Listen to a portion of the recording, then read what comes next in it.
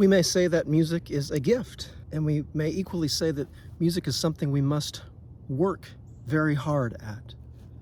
Which is it? Labor and the expression of worth. Concerning form and the realization of oneself as music. My friend Chris keeps mentioning faith versus works. In Christianity, this idea that there is nothing that we can add to our salvation or have taken away. It is a free gift.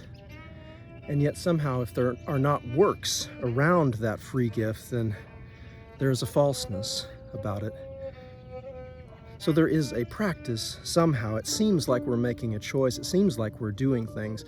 There's also this idea of, I love because I was loved first. First cause, yes? Primary origin. Where does our love come from?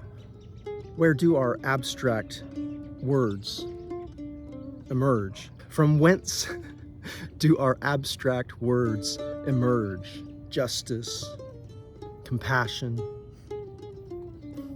generosity, caring, kindness, openness.